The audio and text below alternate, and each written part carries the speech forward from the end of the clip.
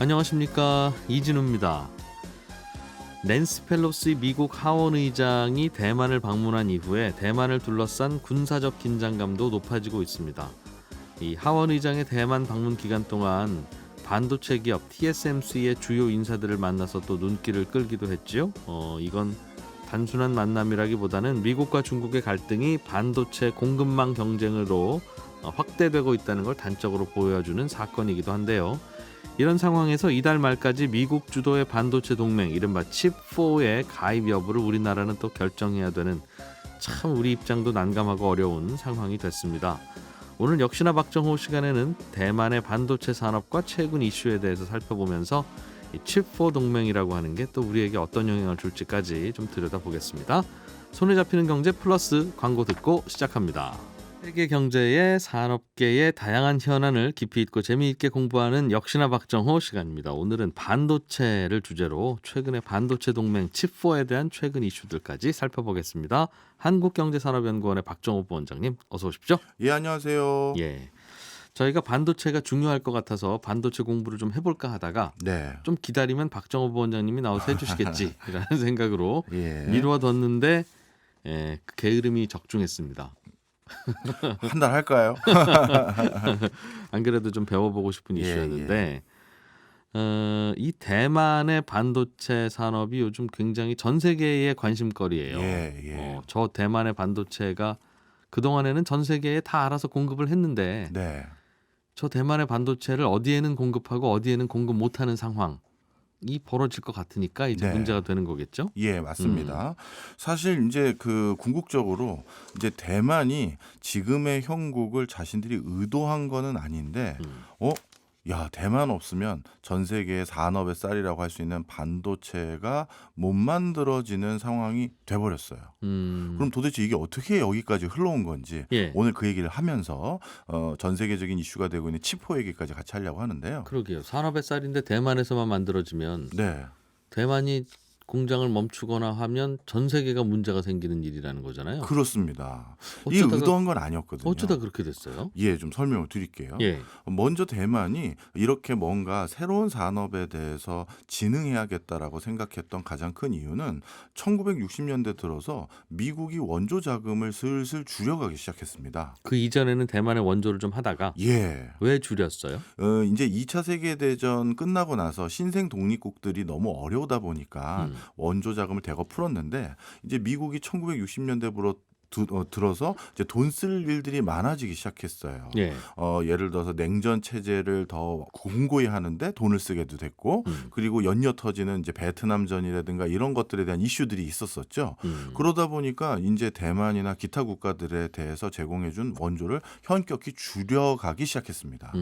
그런 과정에서 대만도 우리나라도 비슷한 시기에 이제 그러면 우리들이 먹고 살기 위해서 에너지나 곡물이나 이런 걸 수입해 와야 되는데 그때 필요한 달러를 벌어야겠구나 해서 수출주도 경쟁력을 갖춰야겠다 판단을 합니다. 네.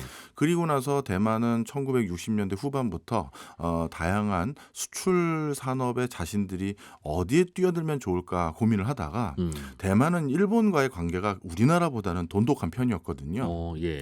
그게 왜 그러냐면 이것도 잠시 여담인데 해드리면 우리나라는 일본의 군부들이 와서 주로 통치를 했어요. 그러다 보니까 좀 고압적이고 강압적인 기질이 많았겠죠. 예. 근데 대만은 쉽게 얘기해서 일본의 문과 출신들이 가서 총통으로 해서 지배를 했던 거예요. 일본 입장에서는 대만은 중요한 곳이 좀 아니었는지도 모르겠네요. 그럴 수도 있겠죠. 예. 왜냐하면 우리나라는 결국 만주까지 가기 위한 교두보일 뿐이니까 군인들이 왔겠지만 네. 그쪽은 아니었던 거겠죠. 예. 그러다 보니까 이쪽은 약간 설린 우호적인 관계가 조금 더 우리보다는 예. 있었나 봐요. 예. 그래서 그런 과정에서 대만은 일본 기업들을 인수합병하거나 일본 기업들의 하청을 받아서 예. 계속 경제가 발전해 오고 있었거든요. 그런데 1960년대 후반 70년대 초반 들어서 일본 기업들이 전기전자 산업으로 대거 진출하기 시작합니다. 네. 우리가 예전에 알았던 일본 잘 나가는 회사인 내셔널, 샤프, 파나소닉, 파라소닉, 산요, 예, 그런 회사들이 소니. 이제 그때죠. 다. 아. 예. 그때 대만이 일본 회사의 부품 이런 것들을 만드는 역할들을 담당했는데 가만히 보니까 이 부품의 가장 핵심적인 게 이제 모두 반도체가 대두되기 시작한 거예요. 네. 그래서 반도체를 우리가 직접적으로 만들 수 있는 노하우가 없이는 아무것도 할 수가 없겠구나 생각이 들어서 ITRI라는 대만의 국책 연구기관을 설립을 하고요. 예. 이 ITRI라는 연구기관에서 반도체뿐만 아니라 다양한 전기 전자 소자들을 만들어서 중소기업이나 창업하는 기업들에게 나눠주는 역할을 거기서 하기로 한 거예요. 대만의 국책 IT 연구원이네요. 그렇죠. 우리로 예. 따지면 키스트라고 해야 될지 에틸이라고 해야 될지 모르겠습니다만 예. 그런 연구기관입니다. 예. 그런데 그 연구소의 수장을 누구를 앉히면 좋을까 고민을 하다가 대만인들이 뭐 사랑하는 전설적인 엔지니어 한 분이 있었죠. 모리스 창이라고. 아, 그분은 이거 만들어지기 전부터도 유명했어요. 예, 왜냐하면 전 세계에서 그 당시까지 제일 잘 나가는 반도체 회사 중에 하나였던 텍사스 인스트루먼트라는 회사에 입사를 해서 네. 한 25년 동안 재직하면서 부사장까지 올라가신 거예요. 아, 대만인으로서. 네. 예. 그러니까 우리로 따지면 지금 애플 부사장이나 MS 부사장이 한국인이다 이런 거린 거죠. 네. 아, 그렇군요. 예. 예. 그러다 보니까 이 사람을 모시고 와야겠다 한 거예요. 그래서 이분이 오셨죠. 네. 어떻게 보면 국위선양하러 온 겁니다. 왔는데 이분이 있었던 그 텍사스 인스트루먼트라는 회사는 반도체 산업의 초창기에 굉장히 중요한 역할을 했던 회사들이거든요. 네. 실리콘 트랜스퍼를 처음 만들기도 하고 지금 우리가 사용하는 휴대용 쌀집 계산기 같은 거 있잖아요. 이거를 처음 발명한 회사가 텍사스 인스트루먼트예요. 그 안에 이런 칩셋들을 바탕으로 연산을 하는 칩들을 만드는 아주 고도의 회사였던 거죠. 네. 그 당시에는. 예. 바로 거기에서 부사장까지 했으니 반도체 전문가네요. 그렇죠. 반도체 전문가일 뿐만 아니라 반도체 산업의 진화 발전을 목격하신 분이잖아요. 네. 근데 그분이 오시더니 한 말씀 하시는 거예요. 대만에 와고 나서. 네. 예. 그동안 반도체 산업은 반도체 회사라고 부르는 곳이 설계부터 생산부터 검증부터 이 모든 걸 다 혼자 다 했는데 네. 이 판을 깨야겠다 이런 얘기를 하시는 거예요. 왜요? 물어봤겠죠. 예. 그랬더니만 본인들 텍사스 인스트루먼트에 있는 그 수많은 우수한 엔지니어들이 이미 너무 많이 창업하려고 밖으로 나갔고 네. 그리고 내부에서도 내가 보기엔 무슨 김 국장 뭐 최대리 둘이 꿍짝꿍짝해서 걔네도 조만간 나갈 것 같아 보였고 누구랑 누구도 조만간 뛰어나갈 것 같아 보였다. 왜냐하면 반도체 시장이 너무나도 급성장을 할 것으로 보여지고 있고 앞으로 4, 50년 이상 모든 물건이 반도체가 안 들어갈 물건이 없어 보인다. 예. 이걸 그 내부에서 있는 사람들은 안 거예요. 그래서 이 창업을 하는데 근데 이제 얘네들의 공통점이 뭔가 봤더니 반도체가 너무나도 이제 고사양이 되다 보니까 반도체를 직접 생산하는데 너무 많은 비용이 들기 시작한 거예요. 장비의 개수도 많아지고 예. 그리고 장비의 사양도 높아졌겠죠. 아, 그 아이디어는 충분히 있고 이런 반도체를 만들면 참 좋을 것 같긴 한데 네. 이걸 우리가 어떻게 만들어? 이거 하나 만들려고 반도체 공장을 세워? 하는 것에서 부딪히기 시작했다. 예. 예전에는 세웠었어요.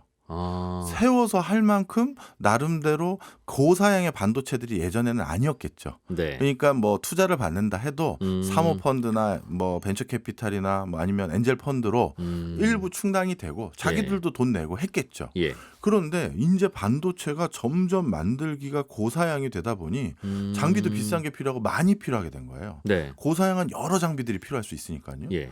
그러다 보니까 이제 한두 벤처 캐피탈 뚫어가지고 돈 좀 대주세요. 저희가 열심히 해보겠습니다가 워킹하지가 않는 안 거죠. 된다.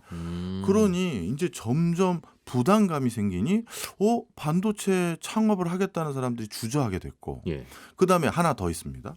이제 기존의 반도체 회사를 창업한 사람들도 분명 반도체는 정해진 미래로 예. 이건 진짜 금싸라기를 가져다 줄 중요한 산업이 될 게 뻔한데 여기에서 지금 이 치킨 게임에서 서로 살아남기 게임에서 내가 살아나려면 저가로 반도체를 공급할 수 있는 것도 중요하다.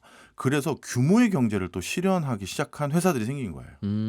대규모로 찍어서 대규모로 공급하고. 네. 그러니 신생 기업들은 그런 규모의 경제를 처음에 할 수도 없다면 아예 진입하기가 더 어려워진 거죠. 그렇겠죠. 자, 그래서 모리스 창이 세계 최초로 파운드리라고 불리우는 음. 위탁 생산이라는 걸 생각한 배경이 여기에 있었던 거예요.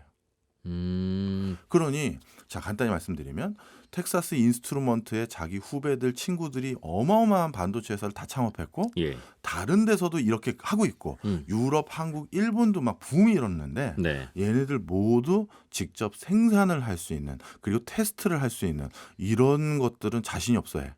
그러니 우리 TSMC 대만에만 가지고 오면 만들어줄게. 다 만들어줄게. 이걸 하면 대박 날 거다. 그리고 그 회사의 이름을 TSMC라고 정했고 파운드리라고 정하지는 않았어요. 근데 이제 나중에 그걸 파운드리 업계라고 부른 거죠. 아, 예전에는 건축 설계하는 분이 집도 다 지었는데 점점 집 짓는 게 어렵다 보니까 설계와 시공이 분리되기 시작하면서 네. TSMC는 시공만 해줄게 그럼 설계도는 갖고 오세요 하는 특별한 업종으로 다시 시작했다는 말씀이군요. 맞습니다. 아이디어 좋은데요? 예. 그래서 어떻게 됐느냐? 사실 오늘날 반도체 산업이 이렇게 급성장하고 네. 모든 기기들이 전기 전자화되는 거. 하다못해 요즘 선풍기도 기계식이 아니라 다 전자식으로 바뀌었잖아요. 예. 그렇게 된 가장 근저의 배경은 반도체라고 통칭되는 여러 소자들이 싸져야 되고 대량 예. 생산돼야 되는데 그 환경을 구축해준 나라와 회사가 대만의 TSMC인 거예요. 그러다 보니 어떻게 됐다? 야, 요즘 전 세계적으로 뭐 대만에 있는 한 회사가 그냥 설계 도면만 갖다 주면 다 만들어준대. 라는 소문이 여기저기 나기 시작하더니 예. 반도체 회사 창업이 우죽순처럼 생긴 거예요. 설계를 중심으로. 아. 그러니 정말 다양한 반도체가 나오고 발달은 더더욱 잘 되고. 그동안에는 야 이거 아이디어는 있는데 이걸 또 어디서 만들어? 우리 그렇죠. 공장 차릴 돈은 없잖아. 그냥 네. 회사나 열심히 다니자. 하는 맞습니다. 엔지니어들이 많았다는 뜻이네요. 그렇습니다. 그리고 그렇게 이제 설계만 하는 반도체 회사들이 또 생겼잖아요. 네. 그러니 그들에 대한 이름을 따로 정해줘야겠죠. 그래서 반도체 공장은 팹이라고 부르는데 팹리스, 공장 없는 반도체 회사 이렇게 부르게 되는 업종이 또 생긴 거예요. 네. 그래서 결론을 말씀드리면 요 오늘날과 같은 반도체 회사의 전형을 만든 거는 모리스 창과 대만이다. 이렇게 보시면 됩니다. 그리고 대만은 예. 이 반도체 산업을 이렇게 모리스 창을 모셔오고 본인들이 ITRI라는 국책 연구기관을 중심으로 해서 거기서 연구는 하고 네. 연구된 성과는 TSMC에다가 전달해주고 TSMC가 직접 못하는 건 전후방 여러 협력업체들 있잖아요. 예. 거기에다가 기술을 다 이전시켜 주는 거예요. 그럼 예. ITRI는 대만의 공공기관이고 공공기관이고 모리스 창은 ITRI의 연구 원장으로 갔다가 예. TSMC가 설립하니 그쪽 초대 회장으로 가버린 거죠. 그럼 TSMC는 이분이 자기 회사 차린 거예요? 아니면 이것도 대만에서 차려준 거예요? 정확히 말하면 대만 정부 주도로 차려진 회사인 겁니다. 공기업의 사장으로 갔다. 그렇죠. 예. 아. 그 대만의 정부가 주도해서 만든 회사지. 예. 물론 그게 법적으로는 공기업은 아니죠. 예. 공기업은 아니지만 초창기에 그 분위기를 만들어 준 거예요. 그냥 국민기업이네요. 우리나라 포스코 비슷하게. 예. 그 표현이 제일 적합해 보입니다. 국민기업이에요. 그렇군요. 자, 그래서 TSMC가 이렇게 만들어졌었는데 이제 어떤 일들이 생겼냐면 그 우리 중국의 TSMC 같은 회사가 하나 있어요. 이거는 SMIC라는 회사인데 예. 중국도 가만히 보니까 이 반도체를 우리가 놓고서는 국방도 안 되고 왜냐하면 모든 첨단 국방 장비에는 다 반도체가 들어가잖아요. 뿐만 아니라 우리 미래지향적인 산업이라고 불리우는 무인 자동차, 빅데이터, IoT, 뭐 인공지능, 신재생 에너지 모든 파트에 반도체가 들어가거든요. 네. 그러다 보니 2014년도에 반도체 굴기라는 것을 처음으로 정책 아젠다로 설정합니다. 중국이 예. 굴기라는 게 뭐예요? 굴기가 그거를 가장 주축으로 하겠다 이런 뜻이거든요. 반도체가 국가의 주된 산업군이 넘버원이다. 되겠다. 예. 우리의 목표다. 예. 예. 그런데 그 내용이 뭐냐면요. 구체적으로 숫자로 목표를 설정했는데요. 전 세계에서 생산된 반도체 그 당시도 그렇고 지금도 마찬가지인데 70%를 중국이 써요. 정확히 말하면 75% 정도 중국이 있습니다. 아, 반도체의 75%는 중국으로 일단 가요. 예. 거기서 다 소비돼요. 예. 그런데 중국이 그 당시 반도체 굴기의 세부 목표치로 제시한 게 뭐냐면 중국 내에서 소비되는 반도체 70%를 국산화하겠다는 거예요. 그러면 전 세계 생산된 반도체 50%를 중국에서 만들다는 얘기랑 똑같은 거죠. 그러네요. 70%가 중국으로 가는데 70에 70이니까. 49, 그죠? 네, 예. 50인 거죠. 그러니까 전 세계 반도체 2개 중에 하나는 우리 중국이 만든다. 이거를 반도체 굴기로 제시한 거예요. 왜 근데 전 세계 반도체 70%가 중국으로 갔어요? 왜냐하면 여기에서 고사양의 반도체 말고 저사양의 반도체들 쉽게 얘기해서 냉장고, 세탁기, 휴대폰 뭐 이런 공장들이 그 당시엔 다 중국에 있었잖아요. 그러다 보니까 모두 중국에서 거기서 소비를 한 거죠. 중국인들이 쓸 제품은 아닌데 그렇죠, 그렇죠. 전 세계인들이 쓸 제품을 중국이 만들다 보니 그렇습니다. 거기 들어가는 반도체도 일단 중국으로 간다. 네, 하다못해 애플도 다 중국에서 만들었잖아요. 네. 그런데 기왕 만들어서 쓰는 거 수입해다 쓰지 말고 우리가 직접 만들자는 게 중국의 목표. 예, 맞습니다. 자, 바로 이제 그걸 딱 제시한 거죠. 예. 그러고 나서 역시 중국도 아까 좀 전에 잠깐 설명드렸던 SMIC라는 중국의 TSMC 같은 회사를 하나 만들어야겠다 한 거예요. 네. 그래서 그걸 만들고 나서 일어난 게 뭐냐면 우리나라도 가끔 언론을 통해서 중국의 반도체 회사들이 우리 삼성과 SK 하이닉스의 엔지니어를 빼돌렸다, 유출됐다 이런 얘기 많이 듣잖아요. 예. 우리나라 한국 엔지니어 유출된 숫자와 대만의 TSMC 인력이 중국으로 유출된 숫자는 이 비교가 안 돼요. 대만이 훨씬 많겠죠. TSMC 직원들 중에 중국으로 간 직원들이 많아요? 훨씬 많겠죠. 어마어마하죠. 그렇겠죠. 말도 통하고. 그렇죠. 이왕이면 직원을 데려왔는데 내재화가 쉬워야 되잖아요. 그렇죠. 그러려면 문화적으로도 소통도 잘 돼야 되고 그래야 되는데 훨씬 더 효용 가치가 넓은 건 당연히 대만이겠죠. 그래서 대만은요. TSMC 직원이 그 중국의 SMIC 글로 이직하는 걸 막기 위해서 정말 뭐 온 국가가 막 그냥 혈안이 돼 있을 정도고요. 반대로 중국은 대만의 반도체 생태계가 자신들의 입김에 영향을 받게 하기 위해서 중국의 자본들이 대만의 반도체 전후방 산업에 어마어마하게 투자가 들어왔어요.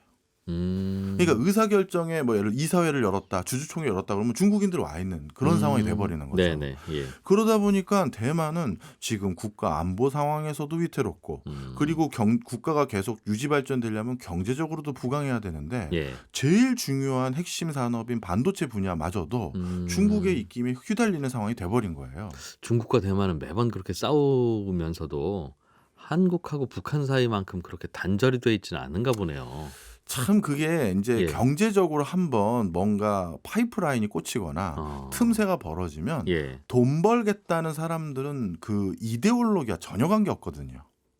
그러니까 무조건 가는 거예요. 처음에는 대만이 중국 본토에다 투자를 해줬죠. 그렇겠죠. 공장도 지어주고 뭐도 해주고 네. 그러다가 중국이 너무 커졌잖아요. 아하. 그러다 보니까 중국이 반대로 대만에 투자하기 시작한 거예요. 그렇게 해서. 예전엔 홍콩도 그랬죠. 예. 홍콩인들이 중국 본토에 집 사고 세컨하우스 사고 막 그랬다가 중국 본토인들이 이제 홍콩에다 진출을 하면서 이게 분위기가 바뀐 거잖아요. 네. 그래서 뭐 여담으로 해주셨으니까 그 말씀 마저 드리면 개성공단이나 이런 것들이 어찌 보면 그 시드머니가 될 수 있었어요. 북한에다가 네. 틈을 열어놓고 거기가 이렇게 붐업이 되는 상황을 만들면 네. 많은 기업인들이 북한 그런 또 제2의 개성공단 같은 걸 또 만들겠죠. 돈벌이가 되면 돈벌이가 된다는 거 보여주면 드디어 이게 댐이 허물어지기 시작하는 거예요. 그러면서 이제 분위기가 완전히 바뀌어가는 건데 네. 그러다 보니 북한 입장에서도 개성공단 같은 것들이 더 크게 확산되게 하지는 못하게 하고 싶고 네. 뭐 이런 게 옥신각신 되는 거죠. 중국에서는 그게 불이 붙었다. 네, 그렇죠. 대만 자본이 대만 기술이 중국으로 넘어가고. 네. 자, 그래서 이제 대만 입장에서는 자신들의 반도체 산업에 어떻게 보면 근간이 흔들릴 수 있는 위기가 되기 때문에 중국하고는 어느 정도 단절을 하면서 새로운 반도체 산업에 활로를 모색해야 되는데 예. 두 가지가 필요하겠죠. 첫째는 그러면 계속 반도체는 또 투자를 더 해야 되는데 네. 앞으로는 돈을 어디서 구해서 투자를 받지? 이게 있겠죠. 그동안은 중국인들이 와가지고 투자해줄게 내 돈 써 하면서 인력 유출하고 또 대주주이거나 이사회 들어가면 중요한 정보도 볼 수가 있잖아요. 네, 네. 이런 것들을 막아야 되는데 그럼 어디서 돈을 구하냐 했더니 미국과 일본이 치포 등을 통해서 야 우리가 투자해줄게, 우리가 보조금 대줄게 이렇게 된 게 하나 있고요. 요즘 네. 네. 그다음 두 번째는 바로 또 이제 중국에 이제 그 반도체와 이렇게 단절을 하게 되면 예. 못 팔 거 아니겠습니까? 그렇겠죠. 그럼 이걸 어디다 팔지 했었을 때 미국이 앞으로 새로운 분야의 반도체는 이게 자동차용 반도체든 뭐든 간에 크게 사줄 것 같은 분위기를 만들고 있잖아요. 네. 이 동맹 온라인을 맺으면. 그러니 중국의 그 이 배제를 통해서도 대만은 나름대로 얻을 게 충분히 있다고 판단을 한 거예요. 그래서 이번 치포에 TSMC와 대만, 모리스창 이런 분들은 우리나라보다는 그래도 조금 더 적극성을 띠고 있다. 그렇군요. TSMC라는 회사가 그런 배경에서 만들어졌다. 그게 앞으로는 그러면 이제 반도체 동맹 대만, 일본, 한국, 미국 네. 그쪽에서 가장 제조로서는 제일 제조량이 많은 그런 회사인 TSMC가 중요한 위치를 차지하게 되는 배경을 또 우리가 배우겠네요. 네. 그러면 2부로 넘어가서 그 얘기 좀 들어보죠. 네. 네, 한국경제산업연구원 박정호 부원장과 함께 대만의 반도체 산업을 중심으로 요즘 반도체 시장의 뜨거운 이슈인 칩4 동맹에 대해서 들여다보고 있습니다. 칩4 얘기를 좀 이제 이어가서 네. 해봐야 될 것 같아요. 그렇게 대만의 반도체 산업은 중국과 뗄래야 뗄 수 없는 상황으로 발전하다가 이제 중국과 손을 끊어야 되는 네. 그런 네. 상황이 온 거니까 예. 대만의 반도체 업계들도 고민이 좀 많겠어요. 예, 맞습니다. 특히 대만도 그렇지만 이제 미국도 마찬가지인데요. 좀 전에 우리 앞선 시간에서 이제 반도체라는 게 설계 따로, 제조 따로, 테스트 뭐 이런 생산 이런 게 다 구분되는 이런 상황이 만들어진 게 TSMC 때문이라고 말씀드렸잖아요. 네. 그러다 보니까 자연스럽게 미국이 어떻게 됐느냐? 온전한 반도체를 만들 수 있는 나라가 안 돼 버리게 된 거죠. 설계는 우리가 할 줄 알게 됐는데 네. 더 잘하고, 그런데 야, 이제 한국과 대만 없이는 반도체 자체를 만들 수가 없는 상황이 돼 버린 거예요. 예. 그러니 이제 미래의 새로운 싸움을 이제 하나 또 해야 되는 게 중국과 미국의 패권 전쟁인데, 이 상황에서 가장 쉽게 중국의 길을 꺾을 수 있는 건 반도체 수급만 제대로 흘러가지 못하게 하거나 반도체를 고사양 반도체를 못 만들게만 하면 이 패권 전쟁에서 자연스럽게 미국이 승리하는 기조로 바뀌어 버리거든요. 그러다 보니까 이제 미국은 중국을 반도체를 못 만들게 해야겠다라는 생각이 들었는데 네. 그러려고 봤더니 한국과 대만 그리고 일본까지 도움이 필요하게 된 거예요. 본인들은 설계 말고는 할 줄 아는 게 이제 네. 없어졌다 해도 과언이 아니니까요. 예. 그래서 치포가 나온 거고요. 그러면 이렇게 반도체를 바탕으로 해서 어떤 국가와의 패권 전쟁을 하는 거를 미국이 이번에 처음 한 거냐? 예. 아닙니다. 그 전에 일본도 전 세계 최고의 뭐 패권 국가에 도전할 법한 직위까지 올라갔었잖아요. 예. 그런데 그거를 끌어내릴 때도 똑같은 전략 전술을 했어요. 반도체 힘을 뺀 거예요. 일본이 한참 잘 나갈 때. 예. 일본이 1980년대만 하더라도 예. 전 세계 반도체의 뭐 최강자 중에 하나였어요. 뭐 미국의 뭐 페어차일드라든가 IBM이라든가 이런 회사들도 있었지만 일본 회사가 턱 밑까지 쫓아오거나 어떤 분야는 더 앞서가기 시작했거든요. 예. 그랬더니만 그 당시 미국이 어떻게 했냐면 이 1986년도에 미일 반도체 협정이라는 게 가장 중요한 반도체 분야에서는 협정인데, 네. 이 86년도 미일 반도체 협정의 그 세부 내용이 뭐냐면 일본에서 생산한 반도체에 대해서 관세를 100% 부과하기로 결정해요. 미국이. 네. 그럼 관세 100%라는 건, 관세라는 건 가격의 기준으로 해서 부과되다 보니 네. 가격 2배 됐다는 얘기잖아요. 예. 그러니 일본 반도체의 가격 경쟁력이 한순간 어마어마하게 훼손된 거죠. 그 전에 있었던 뭐라 할까요? 프라자 합의나 뭐 요런 그 환율 관련한 네, 것까지 예. 고려하면 이게 뭐 연이어서 뭐 진짜 반도체 가격이 몇 배 뛴 게 되는 그렇겠네요. 거죠. 프라자 합의도 일본 엔화의 가치를 강제적으로 높게 강하게 만든 거라서 그렇죠. 일본산 반도체는 안 그래도 그것 때문에 수출 가격이 비싸질 텐데 예. 관세도 붙으면 예. 바로 이런 것 때문에 일본 반도체가 그때 휘청하게 됐고요. 사실은 우리나라 반도체 회사들이 그때 그 당시에 그 틈새를 노리고 성장해온 거예요. 삼성전자가 반도체로 성공하기 시작한 게 그게 예. 마침 그때 네. 미국이 일본이랑 사이가 안 좋아져서 일본 반도체 들어오지 마라고 하는 정책을 썼기 때문이다. 맞습니다. 어. 예전에 한국산 반도체는 가격은 워낙 싸지만 이게 좀 믿음직하진 않아 이런 인식이 있었는데 일본 게 너무 비싸니 한번 써보자. 한번 쓰고 망가지면 다시 갖다 끼는 게 오히려 더 쌀 수 있어. 네. 이런 생각을 갖게 된 거죠. 어허. 사실 그렇게 지금 우리나라 한국 반도체 산업이 여기까지 온 데 있어서 물론 엔지니어분들의 헌신적인 노력도 중요했지만 이런 외적인 환경 변화가 작용 안 했다라고 볼 수는 없어요. 그렇군요. 자, 그래서 그 뒤로 일본은 산업적으로도 많은 큰 상처를 입었고 그 뒤에 뭐 잃어버린 20-30년 뭐 이런 거에 그 한 또 요인이 됐었었죠. 미국이 2등을 손볼 때는 항상 반도체를 무기로 갖고 온다. 그렇죠. 적어도 반도체라는 게 발명된 이후부터는요. 이번에도 중국이 2등이니까 이제 중국 손볼 때 그런 반도체를 가지고 또 이런저런 중국 입장에서는 모략, 맞습니다. 미국 입장에서는 전략, 그렇죠. 그걸 쓰고 있다는. 맞습니다. 그래서 이 치포도요. 우리가 요즘 치포라고 해서 이슈가 되기 시작했지만 사실 작년에도 한국과 대만에 이와 유사한 걸 제안을 했었고요. 더 정확히 말하면 트럼프 대통령 때도 이런 거 하자라고 제안을 계속 해왔던 거예요. 뭐예요? 구체적으로 칩4라는 게. 설명을 좀 드리겠습니다. 예. 치포라는 게 쉽게 얘기해서 우리가 일상생활에 쓰는 이 모니터니 노트북이니 냉장고 세탁기에 들어가는 반도체 있잖아요. 네. 이런 거는 그래 중국하고 만들어도 돼. 그런데 28나노 이하라고 부르는데요. 네. 쉽게 얘기해서 숫자가 작아지면 작아질수록 반도체는 훨씬 더 고사양이 비싼 거예요. 미세하고 정밀하죠. 예. 그래서 앞으로 28나노 이하에 점점 더 좋아지는 반도체 공장을 증설할 때는 중국에는 하지 마. 네. 이런 거예요. 그러니까 그런데 우리가 반도체를 중국에 수출한 이유는 네. 중국이 전 세계 공장이니까 네. 전 세계 냉장고, 전 세계 TV, 전 세계 전자레인지를 다 중국이 만드니까 그러니까 중국한테 판 건데 그러면 중국한테 팔지 말라고 하면 우리 반도체를 어디 다른 데다 팔아야 되고 네. 다른 데다 팔려면 그 다른 데가 전 세계 세탁기, 전자레인지, 냉장고를 만들어야 될 거 아니겠습니까? 예. 누가 그걸 만들죠? 중국이 하던 일을 누가 대신해야 되는데? 지금 중요한 말씀 하셨어요. 지금의 판도가 어떻게 되고 앞으로는 어떻게 되기를 유도하고 있는지 설명을 좀 드리면 예. 일단 우리나라 관점에서 먼저 잠깐 설명을 드리면 우리나라에서 생산된 반도체의 40%는 중국에 직수출을 합니다. 그리고 20% 정도는 홍콩을 통해서 우회적으로 또 중국에 들어가요. 네. 그러니까 결국 전 세계에서 반도체 제대로 만들 줄 아는 두 나라 중에 하나인 대만 아니면 우리나라니 우리나라의 반도체는 거의 60%가 중국에 다 수출되고 있는 거예요. 네.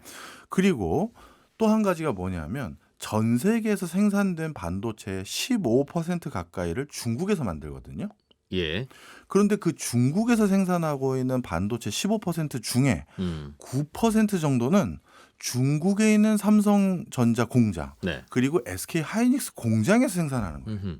예. 그러니 지금 결국은 어떻게 되냐면 우리나라에서 반도체 만들어서 중국에 보내주거나 중국 안에 있는 한국 반도체 회사들의 공장에서 생산해서 중국 안에 있는 뭐 가전 회사든 이런 데 반도체를 보내줘서 거기서 뭔가를 만들어서 전 세계에 보내주고 있는 거예요. 예. 자, 그런데 그 반도체를 우리나라가 만들어서 중국에 보내주려면 반도체 만드는 여러 설비가 필요하고 소재가 필요하잖아요. 그렇죠. 우리나라 반도체 설비와 소재의 한 50%는 미국과 일본에서 수입해 오는 겁니다. 예. 그러니까 지금은 이게 얽히고 설켜 있어요. 그러네요. 우리나라는 그럼 중국에 반도체 수출하려면 미국과 일본의 소재와 장비가 필요하고 그렇죠. 그리고 중국도 자신들이 샤오미니 하이어리니 이런 제품들 만들어서 전 세계에 수출하려면 한국의 반도체가 또 필요한 거예요. 필요하죠. 이게 지금은 맞물려 있는 거거든요. 예. 요 판도까지는 미국도 깰 생각이 없는 거예요. 왜냐하면 지금 거는 그렇게 하라는 거예요. 28나노 이하라고 앞으로는 말고 지금 건 그렇게 하되 그래야 미국인들도 냉장고, 전자레인지 쓰죠. 싸게 쓰죠. 예. 더 정확히 말하면 지금 물가 올라가고 있는데 그것도 잘라버리면 큰일 나잖아요. 그래서 지금 건 인정하는데 네. 자, 좋아. 앞으로는 우리 미국에서 보조금이라는 걸 줄 거야. 만만치 않은 금액인데 네. 이걸 받은 회사들은 나라는 명시되어 있지 않아요. 그런데 자기네들 본국 말고 해외 다른 데는 28나노 이하, 즉 앞으로 더 고사양의 반도체를 만들 수 있는 공장은 해외 증설은 못하게 하겠다는 거예요. 그러면 어디서 만들라는 겁니까? 미국에서 만들거나 예. 또 다른 나라를 선택해야 되는데 그거는 앞으로 미국하고 얘기 좀 하자. 다만 중국에서 만들지는 마라. 나라라는 얘기예요. 만약 중국에서 만들면 우리나라로 넘어와서 물건 못 팔게 하겠다. 네. 자, 그런데 여기서 더 중요한 거. 예. 그러면 지금 산업들은 계속 중국에서 해도 되는 거냐? 그게 아니에요. 왜냐하면 예. 제품들은 계속 발달이 되죠. 예. 그럼 어느 순간인가는 세탁기, 냉장고, TV도 28나노 이하의 반도체만 필요한 제품군으로 바뀌어버리는 거예요. 그러겠죠. 그러니 결국은 중국은 뭐라고 할까요? 서서히 고사해라. 그렇죠. 반도체를 사용하는 모든 산업군, 안 사용하는 산업군이 있는지 모르겠는데 그런 것들에 대해서는 쉽게 얘기해서 힘을 못 쓰게 만들겠다는 얘기랑 똑같은 거예요. 여기서 그걸 정확하게 워딩을 읽으셔야 되는 거죠. 예. 그러니까 지금껏 계속 중국이 해도 된 데가 절대 아니라는 거예요. 네. 곧 그렇게 될 테니까. 그렇죠. 야, 그럼 전 세계의 가전 제품을 중국이 만들던 시대에서 이제 중국이 못 만드는 시대로 만들겠다는 게 미국의 생각이네요. 요약하면. 뭐 이게 가전제품뿐이겠습니까? 각종 IT 기기에 반도체 들어가는 다는 모든 것은 그렇죠. 지금까지는 중국이 만들었는데 네. 중국으로 반도체를 안 주자는 건 중국에서는 못 만들게 한다는 거고. 네. 그럼 중국을 고사시키려는 입장은 알겠어요. 요즘 사이 안 좋으니까. 네. 그러면 중국 말고 다른 나라 어딘가에서 중국이 하던 일을 해줘야 예. 전 세계인들이 전자레인지, 세탁기, 냉장고 쓸 텐데 네. 각종 IT 기기를 예. 누가 만들죠? 지금 분위기상 흘러가는 기조를 봤더니 베트남 내지 또 인도 내지 동남아시아 국가들의 뭐 인도네시아도 들어가고요. 예. 말레이시아도 들어가고 이런 국가들에서 그런 역할을 수행하도록 점차 유도해가는 분위기인 것 같습니다. 어차피 이러한 제품을 생산하는 데 있어서는 약간 아직까지 노동 집약적인 분야가 부분이 좀 있거든요. 있어야죠. 예. 그러다 보니까 자연스럽게 가격 경쟁력 측면에서도 이들 국가의 의존도를 좀 더 높이는 게 적합해 보이고 또 더더욱 중요한 것은 지금 지정학적으로 인도가 가지고 있는 가치가 점점 높아지고 있거든요. 네. 그러다 보니 인도와 미국이 조금 설린 우호적인 관계를 더 돈독히 하려면 이렇게 많은 인도에게 새로운 기회를 줘야 되는 상황이 놓여져 있어요. 예. 지금도 인도는 러시아 우크라이나 사태에서 러시아 천연가스나 원유 갖다 쓰겠다고 하면서 미국 말 안 듣고 있고 예. 중국과도 나름대로 이제 긴장 관계는 높아지긴 하지만 또 한편으로 협력도 하고 있는 부분이 있거든요. 이런 과정에서 인도를 확실하게 미국의 어떤 바운더리 아래 놓거나 우호적인 관계로 톤앤 매너를 유지하지 않고서는 나머지 실타래도 안 풀리기 때문에 그런 차원에서 그 기능이 일부 다른 곳으로 이전한다면 인도가 영순위가 아닌가 생각합니다. 인도, 베트남. 네. 근데 될까요? 즉 인도나 베트남이 중국의 빈자리를 메울 수 있었다면 지금 인도나 베트남은 중국보다는 인건비가 많이 싸잖아요. 근데 그럼에도 불구하고 계속 중국에서 만드는 건 인도나 베트남에서는 그걸 못 만들어. 우리가 해봤더니 잘 안 돼. 라는 다양한 요인들이 있으니까 못했을 텐데. 다양한 될까요? 요인들이 뭐였냐면요. 사실 중국에서 중국 자국 내 공장에서 생산한 물건과 베트남이나 인도에서 생산된 물건에 대해서는 차등을 뒀거든요. 결국 어디선가 물건을 생산하더라도 네. 전 세계에서 마켓 비중이 가장 큰 중국에다 다시 갖다 팔아야 되는데 그렇지 않습니까? 세탁기도 제일 많이 사는 나라 중국이고 TV도 중국이고 뭐 휴대폰도 중국인데 네네. 그런데 그럼 중국이 우리나라 내부에 공장 짓고 여기서 생산한 건 우리가 다 받아주지만 베트남, 인도에 생산한 건 우리는 뭐 받아주지 않아? 이런 허들들이 있었거든요. 중국에 팔기 위해서 그동안 중국에 공장을 지었다. 그게 제일 큰 이유예요. 실질적으로 그럼에도 불구하고 트럼프 때 많은 공장이 베트남이나 뭐 인도네시아 또 인도 등으로 다 빠져나왔거든요. 네. 그러다 보니 생산하는 데는 문제는 없었는데 중국에 다시 역수출을 하는 게 좀 어려움이 직면해 있었던 게 있었고요. 네. 그다음에 이런 상황으로 계속 진화 발전을 하는 과정에서 이제 더 큰 문제는 뭐냐면 이 치포나 반도체의 지금 요 상황을 이제 요 치포를 통해서 뒤엎는다고 했었을 때 갑자기 중국이 뭐 IT 기기를 하루아침에 못 만들게 된다든가 아니면 뭔가 새로운 분야의 뭐 산업이 완전히 단절된다든가 단기간엔 그럴 수가 없어요. 그렇겠죠. 예. 예. 지금 이 내용들이 뭐냐면 앞으로 지을 공장들에 대해서 그러니까 그동안의 거는 인정해 주겠다는 거예요. 앞으로가 그런 거니까 요 다음 스테이지에 해당되는 뭐 어떤 기기들이 언제쯤인지 모르겠습니다만 앞으로 몇 년 지난 뒤에 네. 서서히 판도를 봤더니 중국은 이제 반도체선 완전 빠져버리고 단순히 반도체가 들어간 물건은 받아다 쓰는 소비처 역할을 할 가능성이 많다. 이렇게 보시면 되겠죠.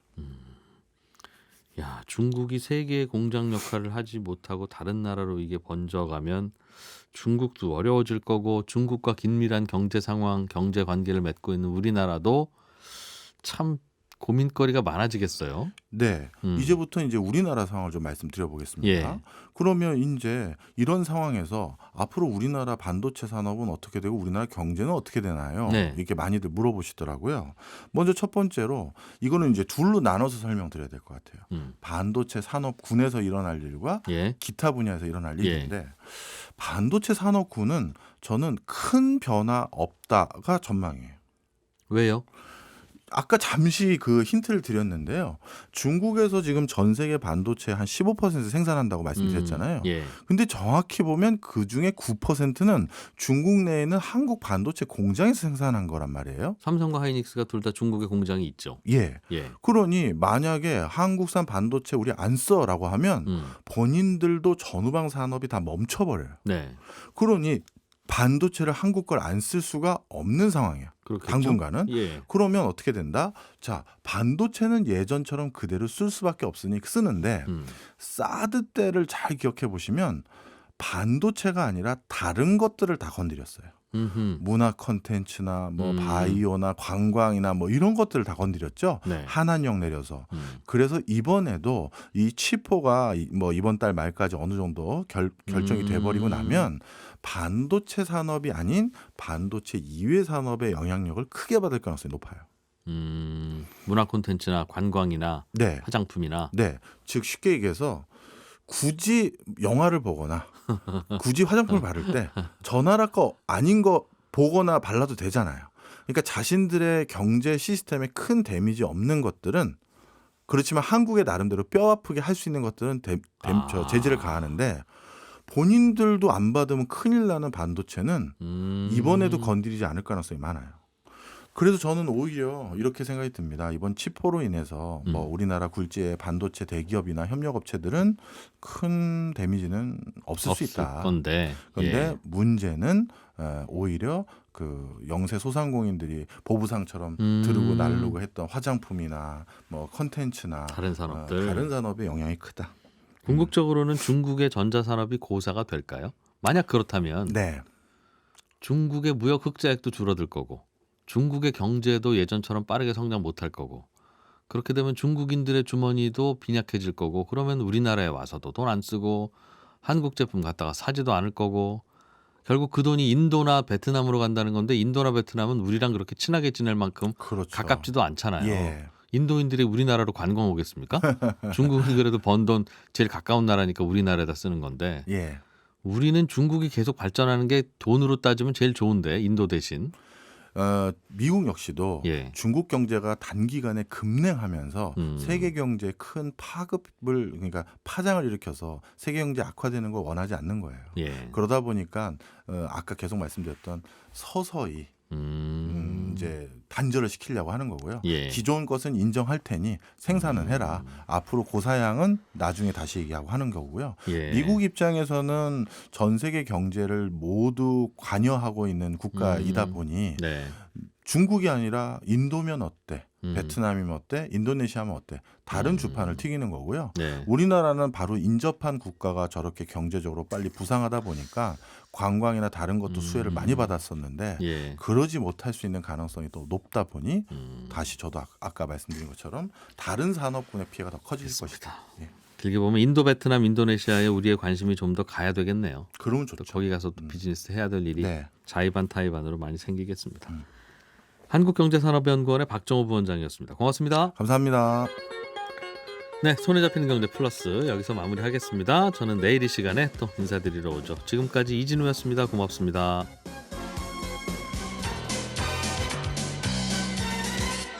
더 깊고 더 재미있는 경제 이야기. 이진우의 손에 잡히는 경제 플러스.